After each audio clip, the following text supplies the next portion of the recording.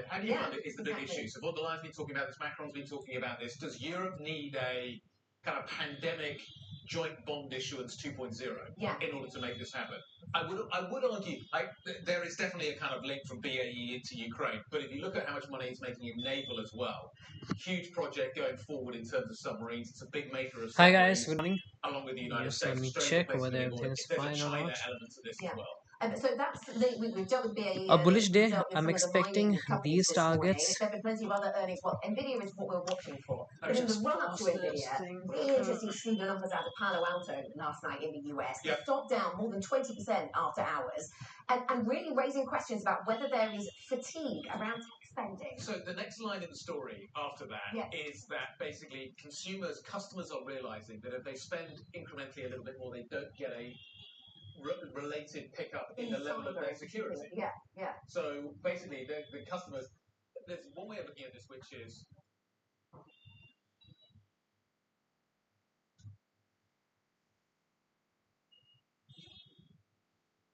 this product works really well. Do I need to really spend any more? And they've got other demands on their budget like AI. Well, you might say that they were being choiceful about how to spend on their... Now, this is also a really good candle. You can say it's like a big bar candle, and we can expect a few more candles towards the upside. All right, let us see what's happening. Expect a few more candles towards the upside. All right. Okay, the sound is good. A Google moment, searching the history. It has a longer history than you might. If you had taken a position over here, you can wait for this one to boom, because the market is overall really positive, guys. But वो एक बार में तो ऊपर नहीं आ सकता है, because the market is exhausted. It has gone down, then again it's trying to come up. So no, it's going, guys. Hold it. You can hold your position. Wow. More than, oh my god, it doubled. Wow. Wow, amazing. They do. Amazing. Contrast, of course, with Steve Roach, who's been in the FT and talking to us, pretty negative on China, saying they've got to fix their economy if you want, and let Hong Kong kind of stand alone if you want to make it there. The commercial real estate, or real estate in general, certainly a big thing with a lot of the banking volatility is back in my season. And interesting to see that they dropped their CRE exposure in China by 30%, dropped it in the US by 27%, because they keep getting asked about this stuff. The top line basically is it's getting highly volatile, guys. Book your profits. It's coming down. It can actually come down from here if you had taken that position, obviously. 15. What I find interesting here, we're getting no clear on this in a moment, is that in the third quarter they were asked about this on the analyst call and kind of dismissed it. Fourth quarter, suddenly here we are, big issue, big impairment. So there's a surprise here. So Noel Quinn's the CEO of HTC. This is what he had to say on this. There was a song there. We thought we had a soundbite for you. It's not there. No, I think we've all figured that out. Pretty self-evident. Well, what we can tell you is that the shares are already down over 3% in Hong Kong because of that story on the Asia side. Yes, and we seem to be downplaying. We can sort of fill in some of the blanks. We did seem to be downplaying, basically, that story on the Asia side. Yes, but it was calling it a technical accounting adjustment. And referring to a number of them. Yeah, when I hear CEOs saying things like that, it makes me a little nervous. But what I'm surprised about is that it's a surprise. I'm also sorry. Let's hear from Noel. Here it is. We have had an investment in Bocon for 20 years. Every quarter we have to do a valuation in use test.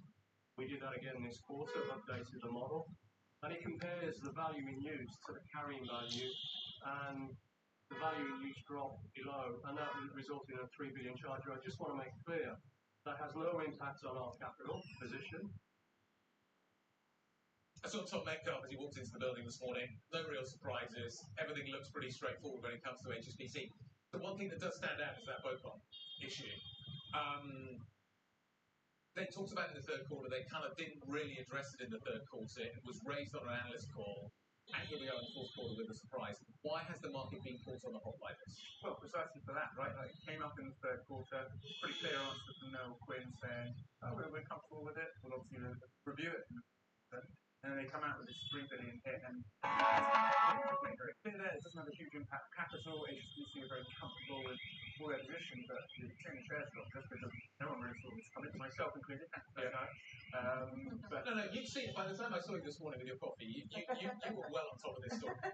but no, it's really interesting, and so. I think very strong results when you look at the underlying. But they've got these 2 accounting charges. Thinking about the French retail one, which is another multi-billion dollar hit. But yeah, there's BOCOM one. It's a lot about the situation in China. And again, I think for those investors, it's that big call you've got to make prediction to see how pro are you on the China growth.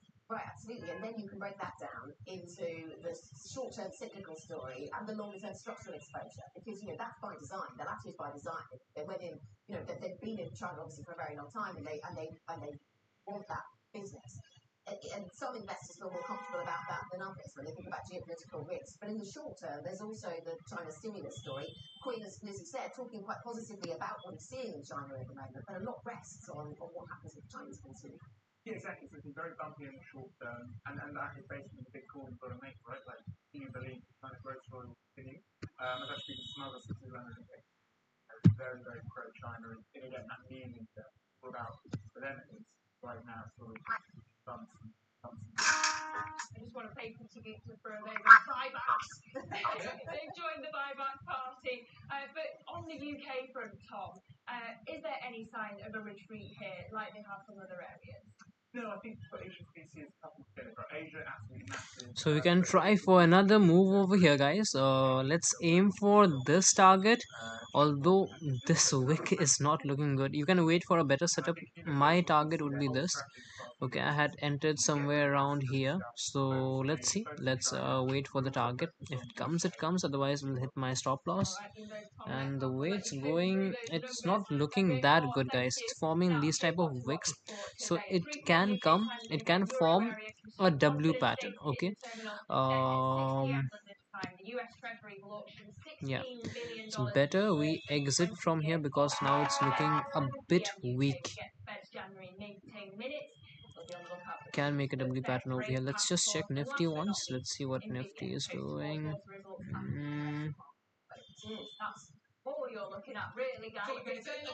It has made a higher high pattern, alright.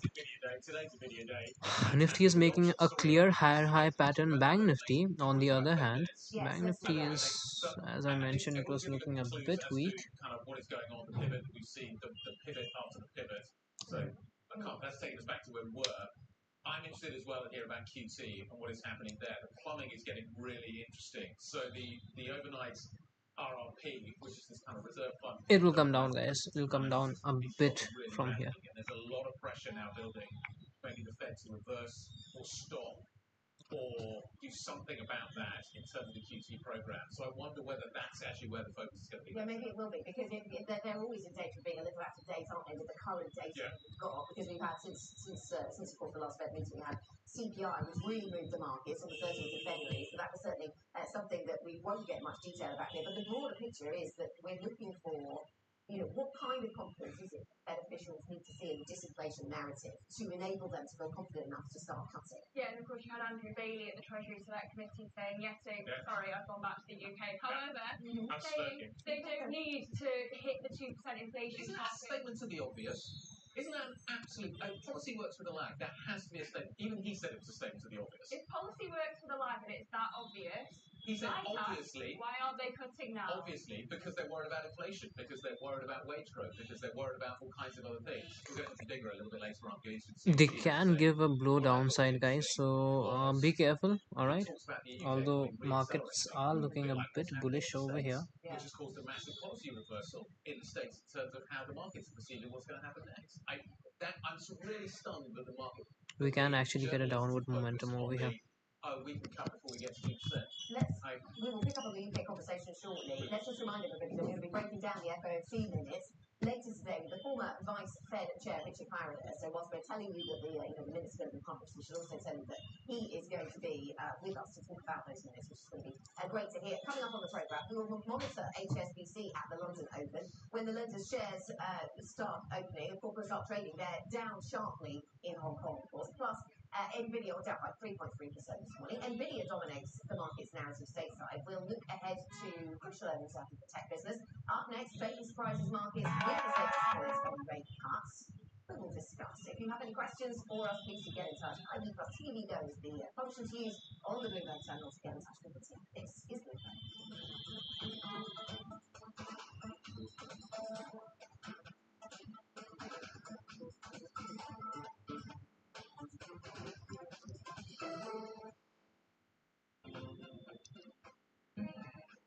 Hello.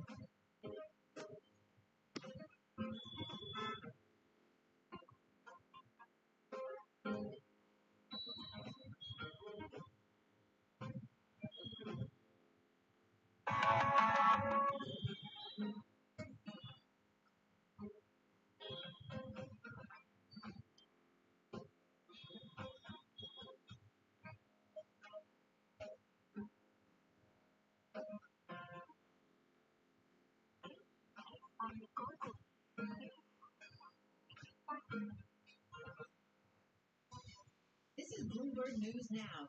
News when you want it at the touch of a button. Another volatile day on Wall Street. We're seeing big moves. All eyes on Capitol Hill, Democrats and Republicans. Today's job numbers casting doubt on the Fed's next move. Inflation remains front and center. And that's news when you want it with Bloomberg News Now. Get it 24/7 on the Bloomberg Business app, Bloomberg.com, and anywhere you get your podcasts. Bloomberg News Now. Context changes everything.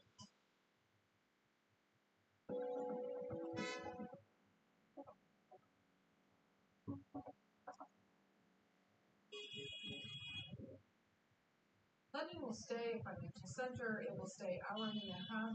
We'll just have a rebalancing onto the continent. And actually, the numbers of who has moved across aren't that big. So it's sort of in the 200 level. And if you think about 15,000 people, that's really not that material. And so I do think both will basically continue to grow and continue to be very relevant. What will change, though, and the big thing that's changing, is actually the risk-taking is what's going to. So we've historically had risk-taking in the UK. That risk-taking and the assets that go with it, not the people alone. The assets that go with it, that's the next phase of what we're now moving into. And that will be a material change.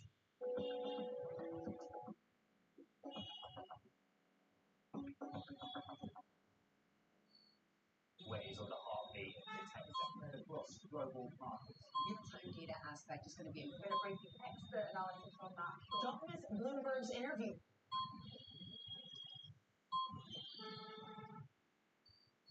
Bloomberg UK, your source for news and analysis covering the biggest challenges facing the UK government, economy, financial services, and markets. Touched on priority, it's about credible plan for growth over the next 2-3 years. In this post-Brexit world, how do you see actually sourcing the clients? It was disruptive, and it's going to have implications to how capital raising works. Now we're having the perfect storm in the UK. Watch Francine Lacqua Thursdays at 9:30 a.m. only on Bloomberg. Context changes everything.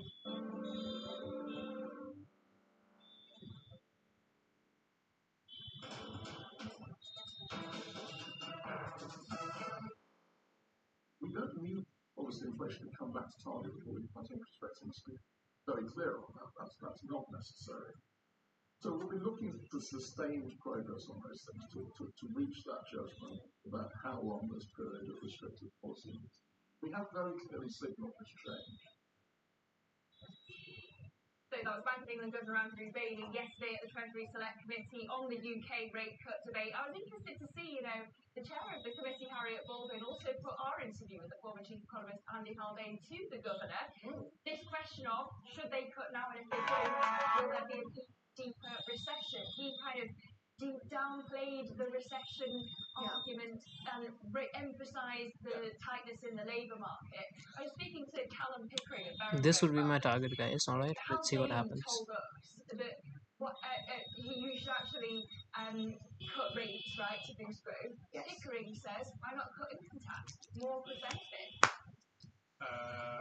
Well, we've got a budget coming up. Well, that's it. We've got a budget coming up. 1 pence on income tax, isn't that what they're talking about at the moment? Spread the love. Headroom is being discussed, but I mean, then we have other survey evidence that voters care about social spending on People the are also NHS. quite concerned about their mortgages at the moment as well. Yeah, yeah, but only a fraction of the society. Nonetheless, let's bring in Anna Stupniska, who is global macroeconomist at Fidelity International. We'll start with the Bank of England. So if inflation doesn't have to be at target before they cut rates, as Andrew Bailey says, Anna, could we actually see the Bank of England cutting rates before the Federal Reserve? I was speaking to Raffaella Tenconi at ABA Economics yesterday. She suggested that yesterday, but then Guy was saying to me, look, it's going to hammer the pound. They didn't get any credit for hiking first, so why did they cut first? What do you reckon? Yeah, no, I do agree with that because as an inflation targeting institution, they really need to focus on inflation. They lost some credibility in terms of their communication, being volatile, not knowing what to do with the rates, and then moving to different inflation measures.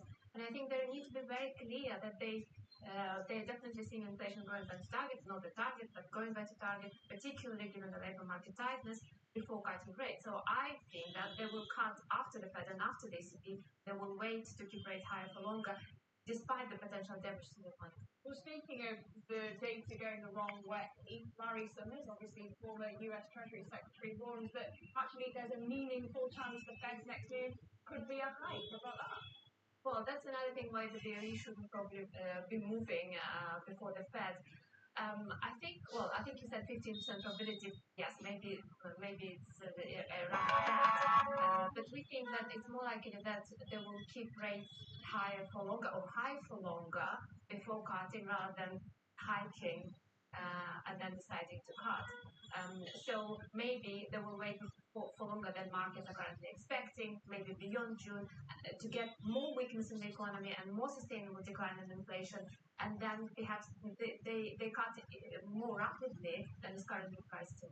What are the chances, good morning, what are the chances that we don't get any cuts this year from the Fed? I'm thinking about here. You talk about potential reacceleration in the global industrial cycle, improvements in activity in various geographies and services. There's been this conversation around American exceptionalism, so maybe it is just a US conversation, but also globally, some of the data on return. Globally, the data is looking a bit better. It is distorted by shipping disruptions, data revisions, various other things. So we want to see more evidence to confirm that reacceleration. But even we see in the PMIs, they're stabilizing, in manufacturing services are picking up. So we are seeing some better signs across the board. The US, however, yes, it's resilient, but we're seeing signs of softness in the consumer as excess savings is finally run out, it seems.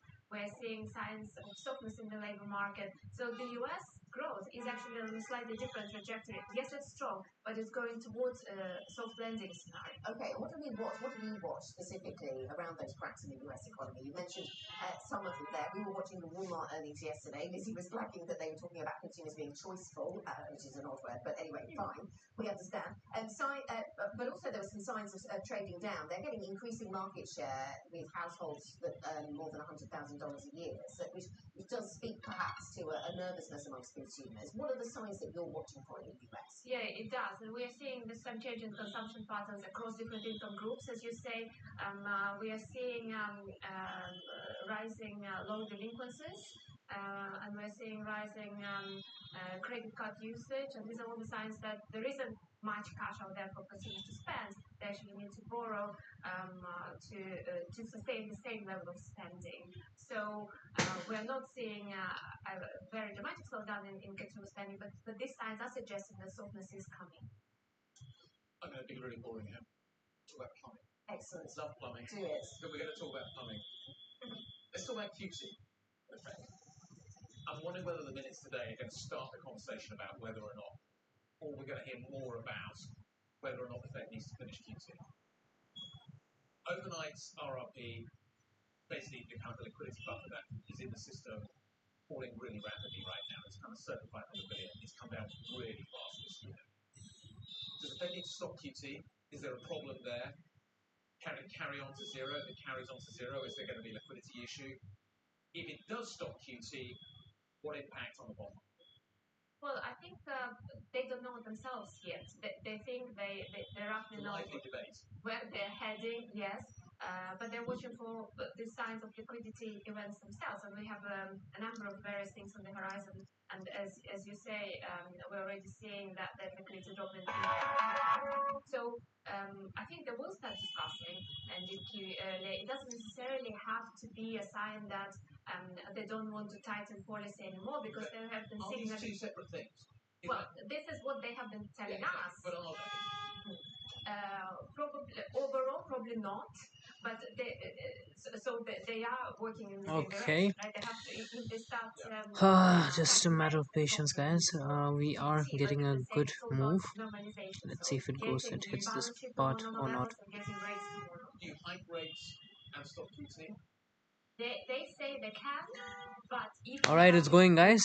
Events coming up already, we won this target, and it's almost going to be won. At the same time, so they won't. I don't think they will be able to trade while carrying on QT at a rapid pace. What signal do we take from the QT conversation? In the Fed. Yes, exactly. Yeah. No, I think they will respond very rapidly. I think the bar of QT is very low. As soon as they see any, we know how fast they are responding to any potential events that might lead to spillovers. And I think as soon as they see any problems in the planning, they will stop QT. Is there a line we need to watch out for? Is it kind of 200 billion? Is it 300 billion? Or is it a bit more kind of subjective than that? Because if you look at bank reserves, that account still pretty shocking with lots of money, but that's regulatory money. Ben Roth talking. That looks very early. But that's regulatory money. And as I said, if we get down to 200 or 300, is that kind of where the market's going to go? Right, enough QT's done. We basically need to see this happening from the Fed. Is that the kind of signal we should be looking for? I think it's like plumbing. Everything is fine until there's a leak, and then you quickly have to fix it. So that's what the Fed is looking for.